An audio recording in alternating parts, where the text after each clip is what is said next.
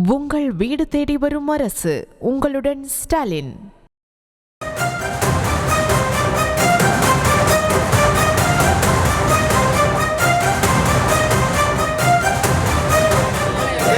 ரொம்ப நல்லா இருக்காங்க.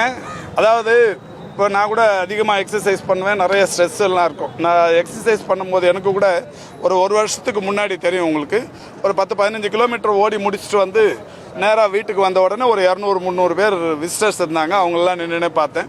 அப்போ மைல்டாக வந்து எனக்கு ஒரு கிட்டினஸ் வந்தது.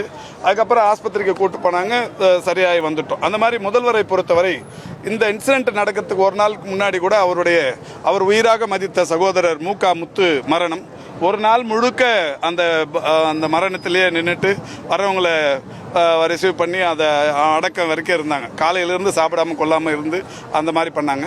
யாராக இருந்தாலுமே இந்த மாதிரியான அது முடிச்சுட்டு அந்த இன்சிடென்ட் நடக்கிற காலையில் ஒரு 1.5 கிலோமீட்டர் நடந்ததுக்கு அப்புறம் தான் அவருக்கு ஒரு சிறிய அளவிலான ஒரு கிடினஸ் வந்தது. அதுக்கப்புறம் இப்போ பரிசோதனைகள் பண்ணின்னு இருக்கிறாங்க.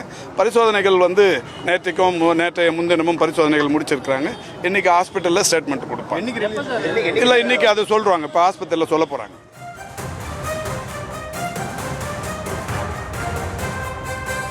முதலமைச்சரின் உடல்நிலை சீராக உள்ளதாக அமைச்சர் மா சுப்பிரமணியன் செய்தியாளர் சந்திப்பின் போது தெரிவித்திருக்கிறார். மருத்துவமனையில் சிகிச்சைக்காக அனுமதிக்கப்பட்டிருக்கக்கூடிய முதலமைச்சரை சந்தித்த பிறகு மக்கள் நல்வாழ்வுத்துறை அமைச்சர் மா சுப்பிரமணியன் தெரிவித்த கருத்துக்களை நாம் பார்த்தோம். விவரங்களை பின்வரும் செய்திகளில் பார்க்கலாம். உங்கள் வீடு தேடி வரும் அரசு. உங்களுடன் ஸ்டாலின்.